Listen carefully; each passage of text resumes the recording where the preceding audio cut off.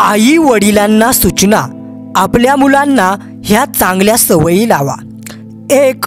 रात्री जेवताना मुलांसोबत गप्पा मारण्याची एक सवय लावा. 2. घरात मुलांसमोर आदळआपट करू नका. त्याचा वाईट परिणाम आपल्या मुलांवर होऊ शकतो. 3. रोज एका चांगल्या कामाची सवय लावा. त्याबद्दल मुलांसोबत बोला. 4. मुलांना घालून पाडून बोलू नका. मुलं तुम्हाला हळूहळू अवॉइड करतील. 5. मुलांनी केलेली चूक असेल तर त्याला लगेच माफ करून समजावून सांगा.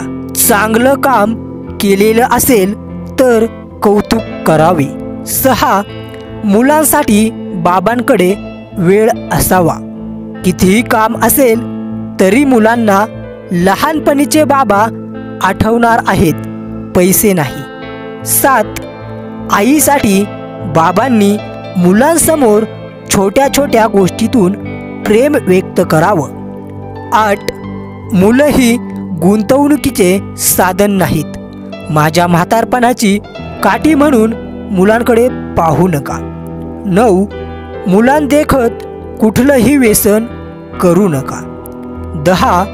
कुठलीही गोष्ट घरात विकत घेण्याच्या निर्णयामध्ये आपल्या मुलांना समाविष्ट करून मुलं कितीही लहान असले तरी प्रोसेस समजावून सांगा. यावरून मुलाला जगात राहण्याची कला शिकण्यास मदत होईल. 11. मुलांचे कोणते छंद जोपासू शकतो याबाबत घरात चर्चा करा. 12. आपल्या मुलांची गरज समजून घ्या. 13. ऑफिसमध्ये जाताना बॉस म्हणून जा, पण घरी येताना वडील म्हणून या. 14. मुलांना कधीही नकारात्मक बोलायचं नाही. नालायका, गधडा वगैरे सारखे शब्द वापरणं टाळावं. 15. मुलांना आपण खूप धोक्यांपासून वाचवत असतो, विशेषतः आई. मुलांना काही ठराविक धोका घेऊ द्यावा. यामुळे मुलांच्या मनातील भीती दूर होण्यास मदत होईल, जसे की झाडावर चढणं. 16.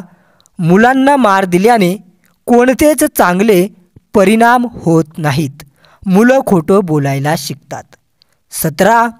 तू जर असं केलंस तर मी सोडून जाईन, तुला एकटं सोडून देईल, असे मुलांशी कधीही बोलू नये. 18. मुलांच्या चुकीच्या वर्तनाबद्दल माफी आणि चांगल्या कामाबद्दल कौतुक असावं. 19. यश हे माणसाच्या इच्छेपासून निर्माण होत असतं. 20. मुलांच्या प्रोग्रेस बुककडे पाहण्याचा दृष्टिकोन निकोप हवा. 23. समाजात घडणाऱ्या तरुण मुलांच्या हत्या, आत्महत्या यांसारख्या गोष्टी करतात.